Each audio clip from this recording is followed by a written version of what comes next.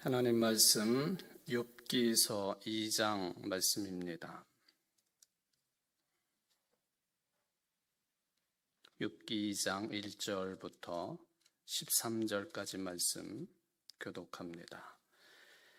또 하루는 하나님의 아들들이 와서 여호와 앞에 서고 사탄도 그들 가운데 와서 여호와 앞에 서니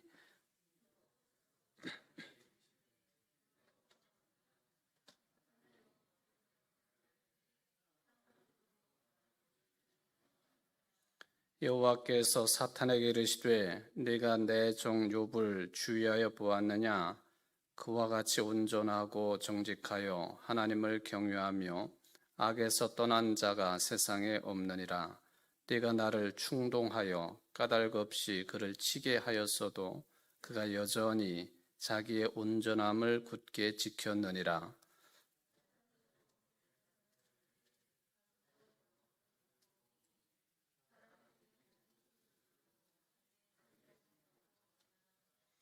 이제 주의 손을 펴서 그의 뼈와 살을 치소서. 그리하시면 틀림없이 주를 향하여 욕하지 않겠나이까?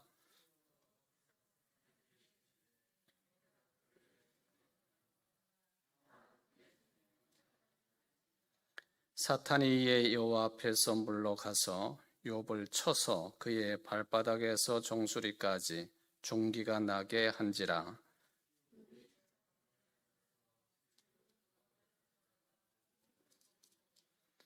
그의 아내가 그에게 이르되 당신이 그래도 자기의 온전함을 굳게 지키느냐? 하나님을 욕하고 죽으라.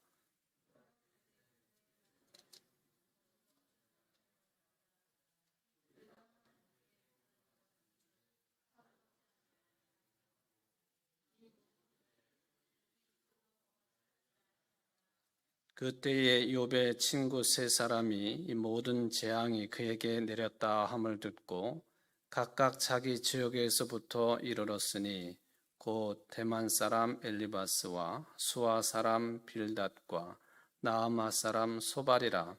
그들이 욥을 위문하고 위로하려 하여 서로 약속하고 오더니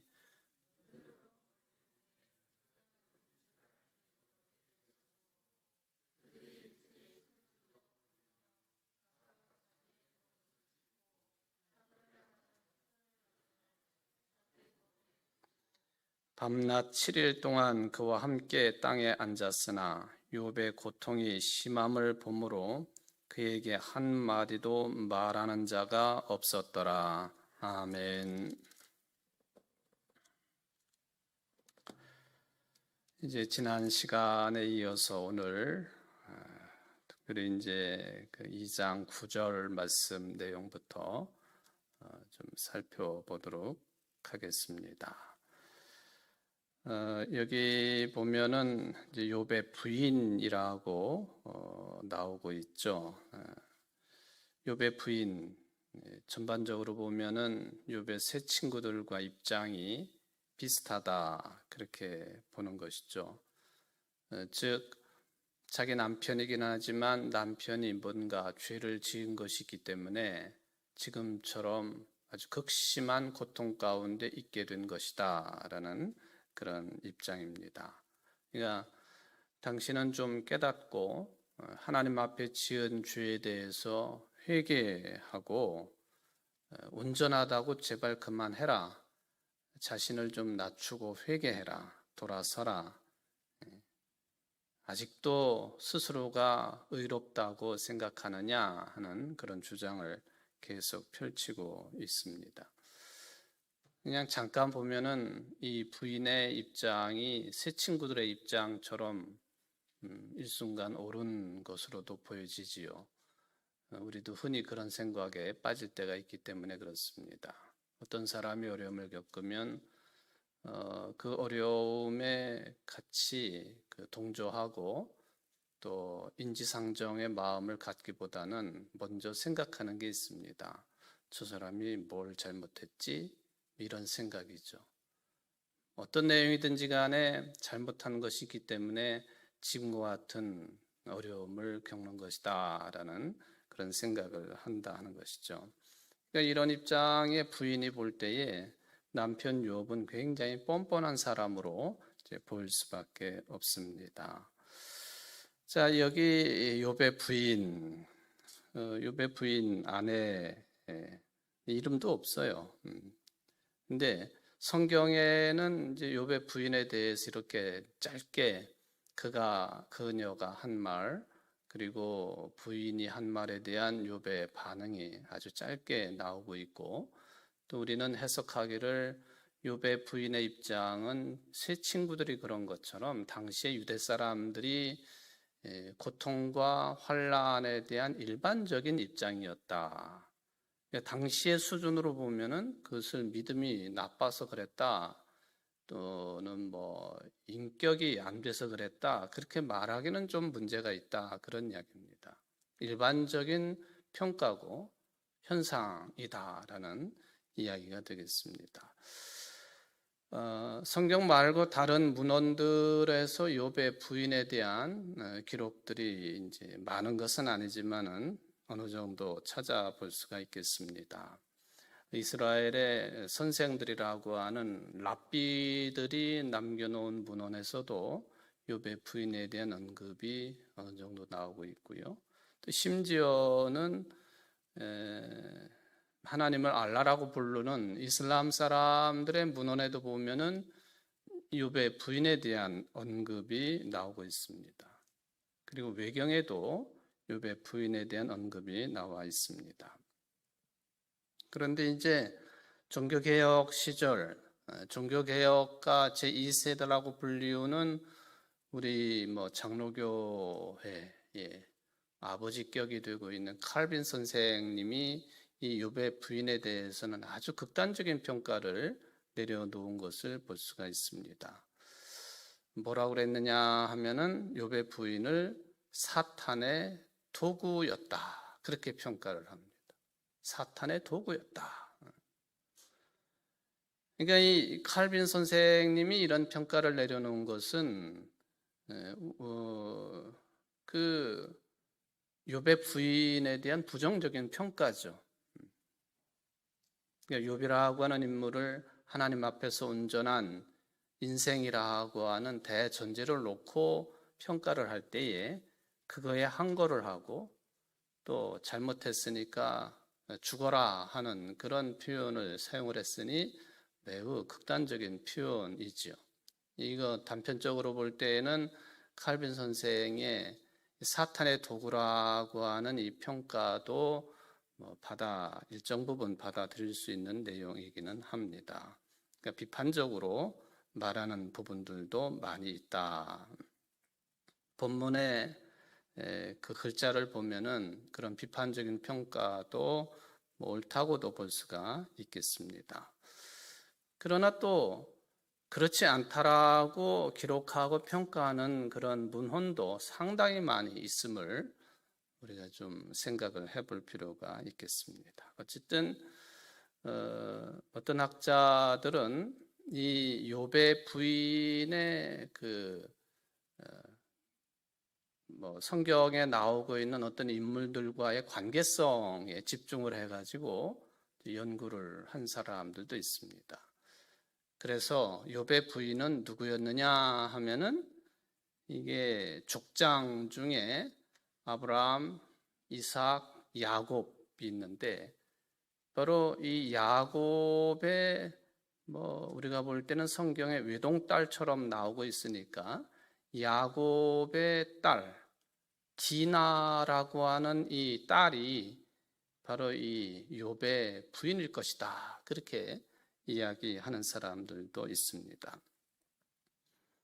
야곱에게는 12지파의 조상들이 된 12아들들이 있죠.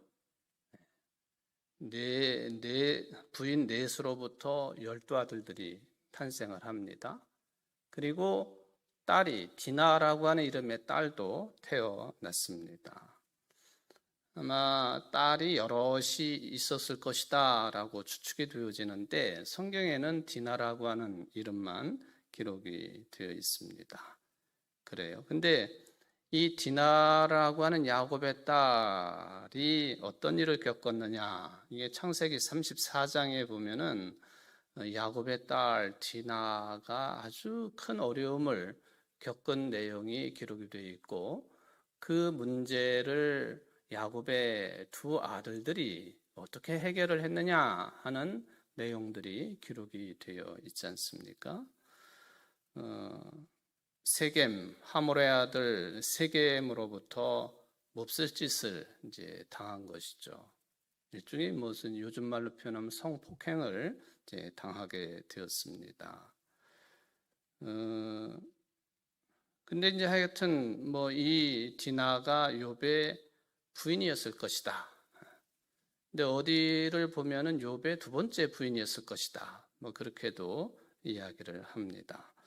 여러분 창세기 34장 우리가 뭐 어차피 이렇게 주장하는 사람들도 있으니까 34장을 같이 읽지는 않겠습니다만은 뭐 소녀 수준은 좀 벗어난 것 같고요.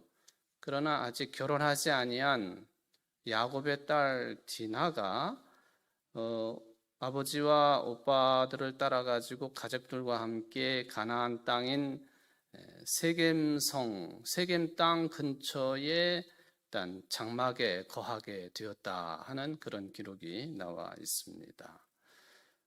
그러니까 이 디나는 호기심이 많은 그런 때였으리라 그렇게 보여지지요. 성경의 34장 1절에 보면은 레아가 야곱에게서 낳은 딸 디나가 그 땅 여자를 보러 나갔더니 그렇게 기록되어 있어요. 레아, 그러니까 야곱의 4명의 부인 가운데의 첫 번째 부인이죠. 이 레아하고 라헬은 누구의 딸들이었나요?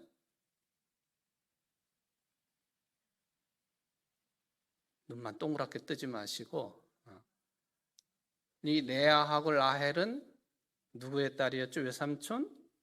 라반의 딸들이었죠. 근데 원래 야곱이 정말로 처음부터 사랑했던 여성은 두 번째 딸 라헬이었죠.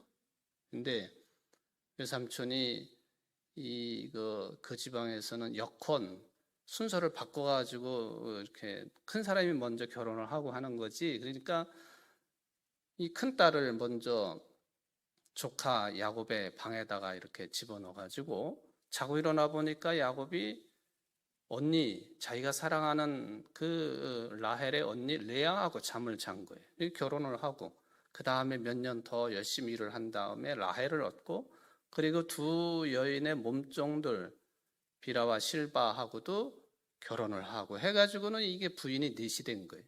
그 사이에서 12명의 아들들이 낳았다. 여기 이제 34장 1절에 보니까 디나라고 하는 딸은 바로 첫 번째 부인인 레아의 소생이었다. 이게 나와 있죠. 그런데 이 디나가 뭐 성경의 표현들을 보면은 이 세겜 땅을 둘러보고 싶은 생각이 든 거예요. 낯선 땅에 오기도 했지만 특히 아마 여기 여자를 보러 나갔다라고 하는 이 표현을 보면은 자기 또래의 친구들을 좀 보러 나간 것 아니냐라고 해석이 될 수도 있겠습니다. 당시의 세겜 땅은요, 풍광도 굉장히 좋았던 것으로 보여지고, 또 여기 이제 유목 생활을 하고 있는 아버지 야곱, 또 뭐 할아버지 이삭, 뭐 이렇게 떠돌이 생활을 하고 있는 이 사람들 입장에서 보면은 문화적으로 상당히 발달이 된 그런 지역으로, 그러니까 정착 생활이 가능한 그런 세겜 땅, 구약 시대 때로부터 아주 유명한 지역 아닙니까? 그런 것이었습니다. 그리고 이제 저 북쪽으로부터 남쪽 애굽 땅으로 오가는 그 대상들, 낙타를 끌고 물건을 사고 팔고 하는 그런 대상들이 많이 지나치는 곳이었기 때문에 이방인들이 많았던 곳이다라고 말을 할 수가 있겠습니다. 이방 사람들이 각 지역의 화려한 의상들을 입고 돌아다니고 또 외래 문물들도 함께 뒤섞여 있는 호기심을 자극하기 좋은 땅이 이제 세겜 땅이다라고 볼 수가 있겠습니다. 그러니까 디나가 아마 그런 것들을 구경하러 나갔다라고 보는 것이죠. 그랬더니만 한 남자가 이 디나를 이제 욕배었다. 기막힌 사건이 벌어지게 되었습니다. 34장 2절에 보니까 히위 족속 중 하몰의 아들 그 땅 추장 세겜이 그를 보고 끌어들여 강간하여 욕되게 하고, 디나에게 그런 일이 벌어졌다. 결과가 너무 무서운 폭행으로 드러났습니다. 본인 당사자는 말할 것도 없고, 그리고 부모의 입장에서는 참 기가 막힌 일이 벌어진 거예요. 더군다나 이 디나의 부모가 누구냐라고 할 때에 우리는 아브라함, 이삭, 야곱 3대 족장 중에 한 사람, 아브라함을 믿음의 조상이라 그렇게 부른다고 한다면 믿음의 조상의 대를 잇고 있는 야곱의 딸 디나라고 하는 거예요. 물론 어머니 이제 레아도 함께 거론이 되겠습니다만, 그래서 우리는 이 디나 사건을 보면서 이 사람이 가지고 있는 단순한 호기심이 언제나 이 무서운 결과를 가져올 수 있다라고 하는 것은 항상 우리가 주의를 기울여야 되는 그런 부분이기도 합니다. 물론 우리 인간에게 호기심이 없다고 한다면 그 일종의 이제 호기심을 똑같은 단어로 말하기는 쉽지가 않지만 그 헬라어로 이 사랑을 이야기할 때에 아가페, 또 필로 또는 에로스 이런 특별한 세 가지 단어를 사용을 하는데요. 이 에로스라고 하는 단어가 무슨 성적인 의미만 있는 게 아니고 우리 인간들 속에 있는 일종의 이런 문화를 발전시키고 또 예능을 발전시키고 고양시키고 하는 그런 우리들 속에 있는 그 어떤 것, 인간만이 가질 수 있는, 인간만이 그림을 그릴 수 있고 음악을 할 수 있고 예능 다양한 체육도 마찬가지고 또 열정적으로 살아갈 수 있는 힘도 우리 속에 있는 것이고, 이런 힘의 바탕을 이야기할 때에 사랑이라는 단어로만 해석되지 아니하고 에로스라고 하는 단어가 그렇게 적용이 된다는 것이죠. 여기 호기심, 사람이 가지고 있는 호기심이 그런 것들을 발전시키는 거거든요. 그러니까 없어서는 안 되는데 이게 너무 차고 넘치면 문제가 발생을 하는 것이죠. 호기심이란 문제가 바로 디나의 호기심이 무서운 결과를 가져왔다. 우리들에게 언제나 주는 경고입니다. 그래서 이런 것이 너무 과하게 분출되지 아니하도록 우리 신앙인들에게 더불어 필요한 덕목 중에 하나가 절제라고 하는 것이죠. 절제. 신앙적인 절제도 있지만 우리가 사람으로서, 인간으로서 살아가는 모든 관계성 속에서 이 호기심도 있어야 되지만 동시에 절제도 할 줄 알아야 된다. 그래야지 인간이지요. 내가 하고 싶은 대로, 호기심 나는 대로 다 저질러 버리면 그 결과는 참혹하고 무서운 일이 벌어지게 되어 있다 하는 그런 경고입니다. 또 하나는 이 디나의 사건을 통해 생각해 볼 수 있는 것은 이게 믿음의 조상격인 야곱의 자녀, 딸이란 말이죠. 그러니까 믿음의 가정, 가문, 그 가운데 자라난 자녀들도 이런 일을 겪는 데 있어서는 결코 특권층이 될 수 없고 예외일 수 없다라고 하는 것도 동시에 생각해 볼 수 있는 내용이 되겠습니다.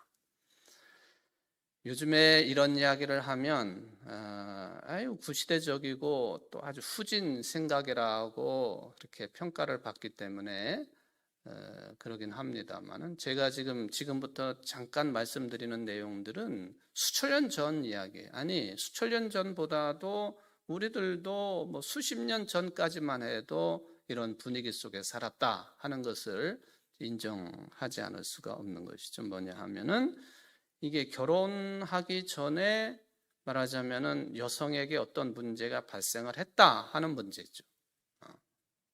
이 문제. 예수님의 어머니 마리아가 그런 경우에 해당이 되는 것이죠. 아는 사람만 아는 거지. 대부분의 일반 사람들은 처녀가 아이를 가져? 뭐 이 이야기죠. 그러니까 남편이 될 예수님의 아버지가 가만히 그 관계를 끊으려고 했다. 정혼한 상태에서 그런 일이 벌어졌으니 가만히 끊으려고 했다. 천사의 말을 전해 듣고 요셉이 그 고비를 잘 넘기고 아들 임마누엘, 아들 예수님이 성령으로 잉태된 그분이 탄생을 했다. 실제적인 현실에 있어서는 이런 경우에 어떻게 되느냐 하면은 신명기서 22장 가운데 보면요, 그런 경우에는 그 주민들이, 성읍 사람들이 그 당사자를 어떻게 처리하느냐 하면 돌로 쳐 죽이도록 돼 있어요. 끔찍한 일이죠. 돌로 쳐 죽이도록 돼 있는. 현장에서 간음한 여인에 대해서도 사람들이 그 여자를 끌어다가 돌로 쳐 죽이려고 하지 않습니까? 그러니까 현장에서 간음하다가 붙잡혀온 여성은 당연하게 뭐 그렇게 처리한다. 뭐 그런 것이죠. 이거는 율법의 규정입니다. 이게 이제 신명기서 22장에 나와 있는 내용이 되겠습니다. 어쨌든 이런 처벌을 받아야 된다 하는 것이죠. 지금도 정통 유대파들이 이런 부분들에 대해서 어떻게 생활을 하고 있는지 뭐 거기까지 제가 살펴보지는 않았습니다만은 현대인들의 사고 체계나 생활 풍습하고는 뭐 현격한 차이가 나는 그런 내용들이기 때문에 제가 이 내용 말씀드리기 전에 이제 약간의 내용을 언급을 한 것입니다. 어쨌든 이 율법에도 규정이 되어 있는 일어나서는 안 되는 일, 이런 일이 하나님을 섬기고 믿음의 조상의 가정, 야곱과 레아 사이에서 태어난 딸 디나에게서 이런 일을 당했다고 하는 것은 정말로 받아들이기 쉽지 않은 힘든 고통이고 또 죄악의 상징이라고 판단해 볼 수 있는 내용입니다. 칼빈 선생님이 이 욥의 부인이 바로 야곱의 딸 디나라고 판단을 했는지는 모르겠지만 사탄의 도구라고 평가를 한, 만약에 이 욥과 야곱의 딸 디나를 그렇게 연결을 해서 한 평가라고 한다면 그때의 사상과 또 어떤 윤리적인 사상 이런 것들이 다 맞물려 있는 그런 평가라고도 볼 수가 있겠습니다. 야곱이라고 하는 믿음의 조상을 언급을 했는데 만약에 야곱의 딸이 욥의 부인이었다라고 한다면 욥기서의 시대적인 배경이 언제냐 하는 것이 뭐 이런 내용들과 연결을 시켜보면은 어느 때쯤이었구나 하고 이제 나올 수 있는 것이죠. 근데 제가 이제 첫째 시간에 말씀을 드렸던 것처럼 이 욥기서의 시대적인 배경은 다양하게 평가가 되어 있고 그리고 많이 공감을 얻고 있는 것은 포로기 전후라고 보는 것이 맞다라고 이야기하는 것을 보면 이 야곱과 연결시키는 것은 좀 무리가 있기는 합니다만은 그런데도 이 디나가 욥의 부인이었을 것이다 라는 이야기가 심심치 않게 들려오기도 합니다. 자, 신명기서 22장에 나와 있는 것처럼 그런 경우에는 돌로 쳐 죽인다 하는 이 이야기, 21세기를 살아가고 있는 지금도 이런 비슷한 현상들이 끊임없이 벌어지고 있다는 것이죠. 제가 주일 설교 시간에 여러 차례 언급을 한 내용입니다만은 다른 세계에서가 아니라 대표적으로 두 종류의 이야기를 든다면 한 곳은 무슬림 세계, 이슬람 세계에서 아직도 이런 흔적들을 찾아볼 수 있고, 또 한 군데는 이제 서남아시아의 인도 같은 나라가 그렇다라고 이제 말씀을 드릴 수가 있겠습니다. 뭐냐 하면 우리 집안의 딸이나 특히 이제 우리 집안의 여성이 말하자면은 무슬림일 경우에는 무슬림이 아닌 남자를 좋아하거나 또는 몰래 결혼을 했거나 그래가지고 겁이 나니까 예를 들면 파키스탄 사람이 그랬는데 그렇게 둘이 좋아해가지고는 영국으로 도망을 쳤거나 이런 경우 있단 말이죠. 이건 실제적으로 이런 일들이 벌어지니까 그러면은 딸 집안에 아버지가 그러든지 또는 작은 아버지가 그러든지 주로 이제 친가 쪽이 그러죠. 아니면은 남매지간에 그 집안의 아들들이 그러든지 쫓아가가지고 가서 죽이는 거예요. 왜? 집안의 명예를 더럽혔다고. 이게 이제 아너 킬링이라고 하는 명예살인 제도라고. 제도라고 용인을 받을 수 있는 그런 시스템은 아닙니다만은 명예살인이라고 하는 이런 관습이 21세기 지금도 남아 있어요. 정확하지는 않지만 전 세계적으로 매년 이 명예살인으로 죽는 여성들의 숫자가 5천 명 정도 된다. 그렇게 나와 있어요. 한 나라를 기준으로 두면 파키스탄 같은 나라가 완전히 무슬림 국가인데 그 나라에서 1년에 한 1,000건에서 2,000건 정도가 이 아너킬링, 이 명예살인 이게 벌어지고 있다. 자기네 나라에서 벌어지는 그 숫자도 잘 파악되기가 어려워요. 이제 영국이나 미국이나 이런 데까지 몰래 쫓아가가지고 자기 딸을 죽이거나 여동생이나 누나를 죽이거나 하는 일들이 비일비재하다 하는 그런 이야기입니다. 이제 디나가 그런 형편에 놓여 있습니다만은 이게 어떻게 일처리가 됩니까? 디나의 오빠들이 들에서 일을 하고 돌아왔는데 자기의 여동생이 이방 족속 세겜에게 이런 일을 당했다 하는 소식을 듣고는 그냥 펄펄 뛰는 것이죠. 펄펄 뛰는 심히 노했다. 부끄러운 일을 행했다. 이방인들이 우리 집안에, 그것도 하나님을 섬기는 이 거룩한 집안에 이런 일을 저질렀다. 그러니까 이 디나의 일은 한 여성의 고통이 아니라 온 가족의 슬픔과 고통, 그리고 하나님의 택한 이 이스라엘 전체의 문제로 비화가 됩니다. 그래서 분노 끝에 디나의 오빠들이 이제 복수를 하기로 작정을 하지요. 야곱의 두 아들들인 시므온과 레위가 이제 이 일에 앞장서 가지고 복수를 합니다. 처음에는 자기 여동생 디나가 이제 그렇게 됨으로 인하여서 어떻게 잘해보자. 당신 집안하고 우리 집안하고 어떻게 잘하면 이제 한 집안이 될 수 있지 않겠느냐? 근데 조건을 내세워요. 조건이 뭐냐? 하몰 집안 당신 남성들 다 우리랑 한 민족이 되려면 할례를 받아야 됩니다. 그걸 요청을 했어요. 근데 이 하몰의 아들 세겜이 너무 디나를 좋아하는 거예요. 너무너무 좋아해요.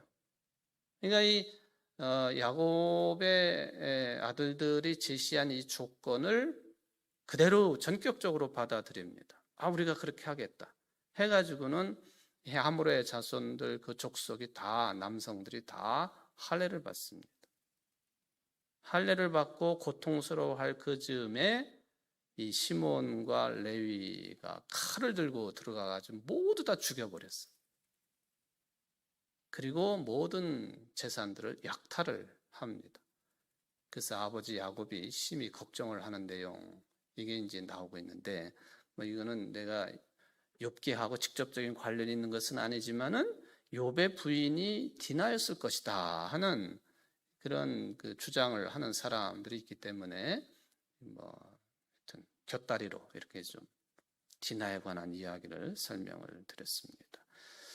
이러나 저러나 좀 전에도 말씀을 드린 것처럼 욥의 부인의 입장은 당시의 일반적인 입장이었다는 거예요.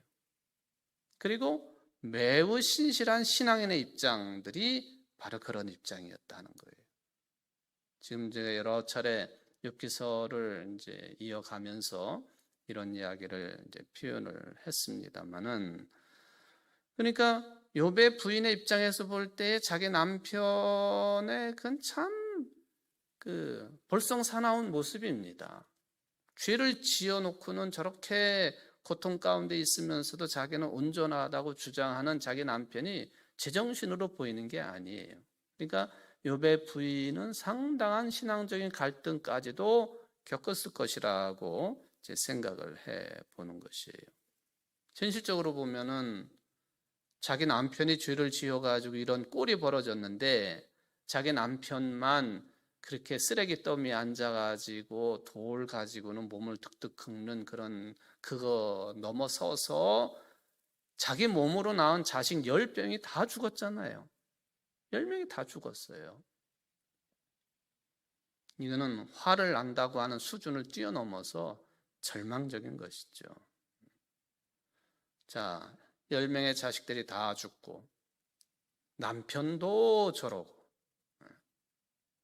뭐 도와주는 사람들이 종들이 있었다고 하지만 그런 집안 꼴을 보고는 어떤 종이 뭐 충성스럽게 남아가지고 집안 주인들을 도와주겠습니까? 더군다나 욥의 부인을 돕는다고 하는 것은 있을 수 없는 일이죠. 욥의 부인이 일을 하거나 아니면 주변에 손을 벌리거나 땅을 파자니 힘들 것이고 손 벌려서 그렇게 먹고 사는 문제를 해결을 하거나 어려운 상황입니다. 그러니까 아주 극단적인 얘기를 하는 거예요. 하나님의 심판, 이것을 받아들이며 회개해라. 회개해라. 그래도 안 들으니까 하나님을 욕하고 죽는 게 좋다. 극단적인 선언을 했습니다. 그랬더니 욥이 자기 부인에게 뭐라고 그래요? 10절, 그가 이르되 그대의 말이 한 어리석은 여자의 말 같도다. 이렇게 이제 답변을 했습니다. 근데 이제 욥의 이 말보다도 10절 가운데 뒷내용이 이제 더 중요하게 다가오는 그런 내용이죠. 여기 그가 이르되 그대의 말이 한 어리석은 여자의 말 같도다. 그 다음부터 우리 함께 한 목소리로 한번 읽어볼까요? 우리가 하나님께 복을 받았은즉 화도 받지 아니하겠느냐 하고 이 모든 일에 욥이 입술로 범죄하지 아니하니라. 그렇죠. 여기 2장에서 말하자면은 그 가장 의미 있는 그런 내용을 뽑으라 그러면은 요 내용을 뽑아야 되는 거죠. 10절 후반절에 있는 그 내용. 하나님께 복을 받았은즉 화도 받지 아니하겠느냐. 이 말이 욥의 부인을 위로를 시키는 말이 됐는지는 뭐 확인이 안 되겠습니다만은 어쨌든 이게 욥의 관점이에요. 말하자면 욥의 신앙이다, 그런 얘기입니다. 그러니까 욥에게 화가 임한 것이 죄 때문이 아니라 잘못해서가 아니라 말하자면은 좀 더 넓게 해석을 해보면 이런 일들은 그냥 우리가 일상생활을 살아가면서 겪을 수 있는 삶의 과정뿐이다 하는 그런 뜻이에요. 자, 늘 그런 표현을 씁니다만 예수 믿는다고 해가지고 안 아파요? 망하지 않나요? 예수 믿는다고 해가지고 하나님을 믿는다고 해가지고 자녀들이 다 잘 되나요? 돈도 다 잘 버나요? 부자인가요?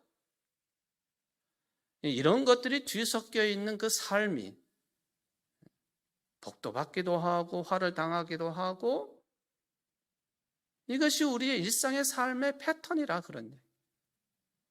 물론 어떤 사람은 당대에 이런 고통을 하나도 겪지 않고 그 자신이 태어나서 죽을 때까지 마치 요즘 흔히 쓰는 말로 금소주를 물고 태어나가지고 금소주를 그렇게 살다가 죽는 사람도 있지만 그 대를 넘어서 보면 그 이전을 살펴보면은 한 가지라는 거예요. 이게 이제 욥의 관점입니다.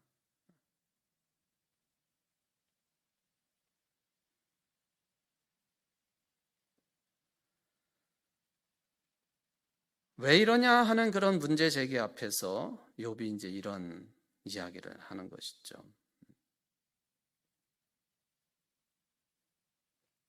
이렇게 보면은 신앙의 본질이라고 하는 것이 이런 것이다 라고 욥이 딱 부러지게 이야기한다기보다는 지금까지 우리 인생의 삶을 지내오면 또 욥이 지금 동방의 의인으로서 부자로 그냥 인정받고 살다가 지금 이렇게 추락한 그런 모습을 보면 지금까지의 이런 모든 인생의 삶은 그냥 입에 달고 있는 그런 내용들이 있습니다만은 뭐 믿음만을 이야기하고 신앙만을 이야기하고 교회만을 이야기하고 하나님만을 이야기하고 뭐 다 이게 다 하나님의 뜻이고 뭐 다 신앙적인 관점에서만 이야기한다 하지만은 그것 가지고 이해할 수 없는 접근할 수 없는 내용들이 너무나도 많다는 거예요.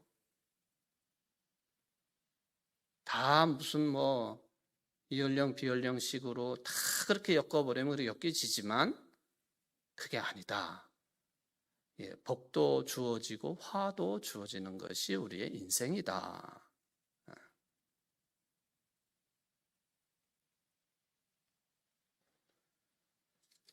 하여튼 욥의 부인은 당시의 기준으로 보면은 일반적인 현상이었다 하는 것을 우리가 생각을 해두면은 욥기를 읽는 경우에 도움이 되겠다라는 것을 생각을 해 봅니다.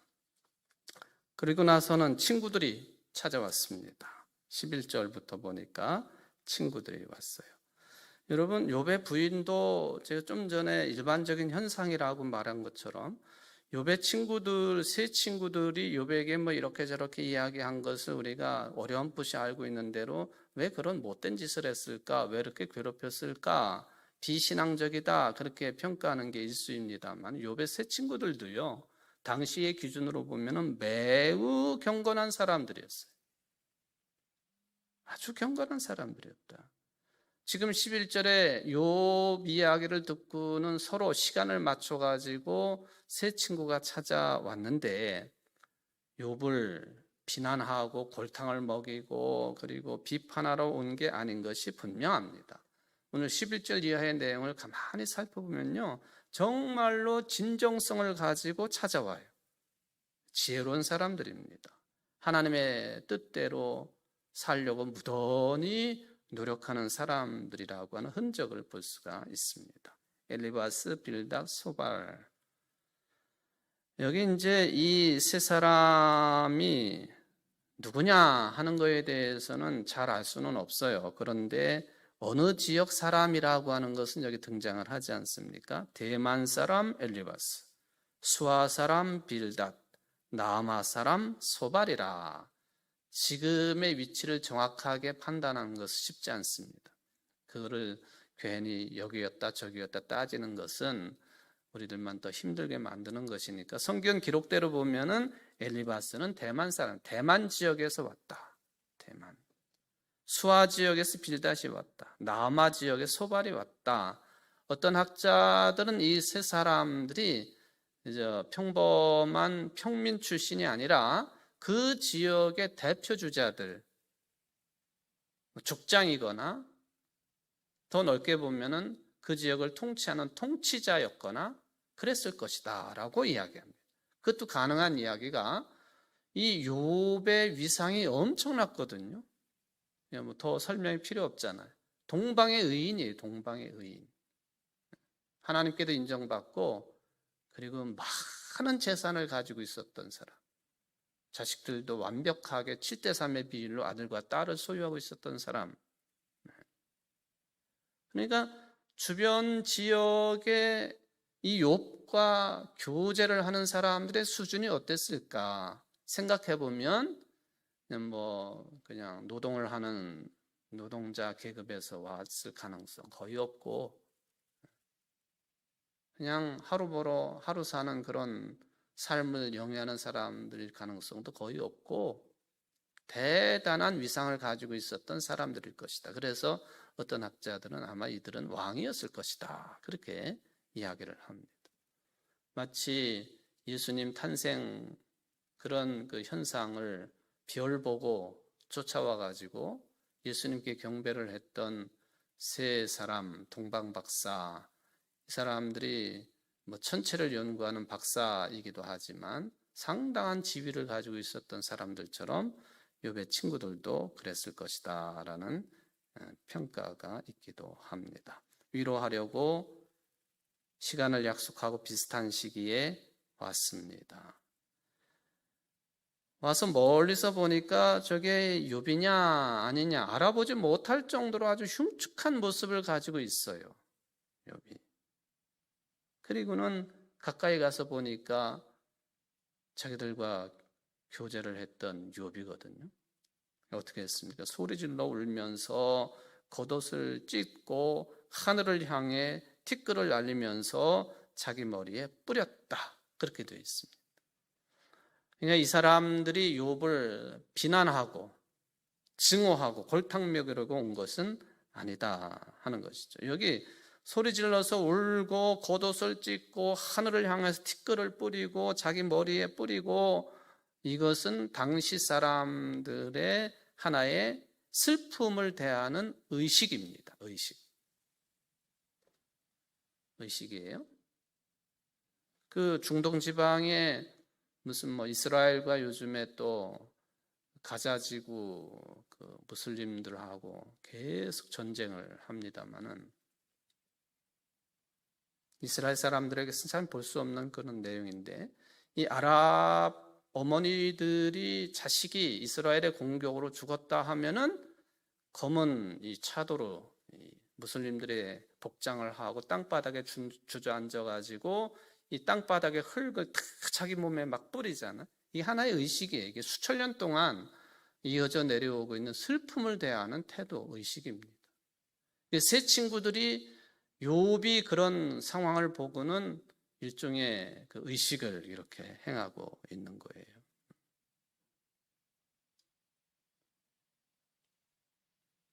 그리고는 13절에 보니까 어떻게 했느냐 하면 밤낮 7일 동안 그와 함께 땅에 앉았다. 이건 매우 경건한 자들만이 가질 수 있는 태도입니다. 극심한 고난 가운데 있는 자, 친구가 되었던 누가 되었든지 간에 이런 상황 속에서 볼 수 있는 아주 지혜로운 사람의 태도가 여기 나와 있습니다. 그것도 뒤에 보면은요, 한마디도 말하는 자가 없었더라. 그러니까 이것은 우리 식대로 표현한 말문이 막힌 거죠. 말문이 딱 막힌 겁니다. 이렇게 보면은 좋은 친구예요. 좋은 친구.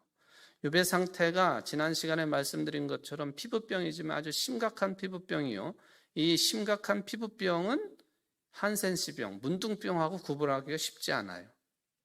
그러니까 쓰레기 더미 같은 데서 욥이 기왓장을 들고 자기 몸을 긁었다고 그랬는데 이 문둥병인지 아닌지 구별하기 어려운 그런 상태에 있는 친구 욥을 위해서 7일 동안 같은 지역의 땅에 주저앉아 가지고 그렇게 있었다라고 하는 아주 경건하고 우정도 깊고 또 인간의 고통에 대해서 나몰라라 하지 아니하는 그 정도면 하나님을 잘 믿는 사람들이라고 볼 수가 있겠죠. 이제 여기까지 2장까지 이 내용이 욥기의 서론격이라고 볼 수 있는 그런 내용입니다. 3장부터는 아주 길게, 그러고 나서부터는 세 친구들과 욥 사이에 벌어지는 논쟁이 이제 시작이 되겠습니다. 자, 우리가 이것을 보면서 오늘날 우리의 신앙으로 이야기를 한다면, 우리가 기독교 신앙, 그리스도를 믿고 또 부활 신앙을 가지고 있는다고 해가지고요, 세상 사람들이 말하는 그런 기준의 모든 것들이 다 잘 되는 건 아니에요. 나 예수를 잘 믿었는데 왜 이런 일이 벌어져요? 목사한테 그런 말 물어보면 할 말이 없어요. 욥이 한 말이 참 적답인 것 같아요. 복을 받기도 하고 화가 임하기도 하고. 우리의 인생의 여정은 그렇게 굴러가고 있는 것이다. 그걸 굳이 하나님과의 관계성으로 묶어서 해석하려고 그러고 엮어내려고 하면 무리가 오는 거예요. 굉장히 이기적인 상태가 되는 것이고 또 자가당착에 빠질 수 있는 신앙인이 되는 것이고 그렇습니다. 물론 우리가 큰 틀에서 보면은 하나님의 섭리와 또 하나님과의 관계성 속에 우리가 놓여 있는 것은 사실입니다만은 모든 걸 다 그렇게 해석하기는 어려운 것이다 하는 것을 욥기서가 잘 보여주고 있습니다. 우리가 욥처럼 그런 상태는 아닙니다만은 여러 가지 측면에서 비슷한 삶의 굴레 속에 우리가 있다. 어떻게 풀어가야 되는지, 해석해야 되는지, 대응을 해야 되는지, 받아들여야 되는지, 이제 앞으로 3장부터 본격적으로 그런 내용들을 살펴보도록 하겠습니다. 기도하십시다. 하나님 아버지, 당신의 자녀들의 삶이 어느 때는 기쁘기도 하고 어느 때는 참 고루하기도 합니다. 내가 왜 이런지, 하나님을 잘 믿는 것 같은데 왜 이런 일이 벌어지는지, 해답이 주어지지 않아서 고통스럽고 그렇습니다. 주님, 욥기서를 읽으면서 우리가 지금까지 생각해왔던 이 관점들, 무너져야 될 것이 있으면 무너뜨려 주시고 다시 세워야 될 신앙적인 관점이 있다고 한다면 세워 주옵소서. 하나님의 일을, 하나님의 뜻을 먼저 생각할 줄 아는 정말로 신실한 신앙인들, 이 자리에 모인 모든 성도들이 될 수 있도록 복을 내리워 주옵소서. 예수님의 이름으로 간절히 기도하옵나이다. 아멘.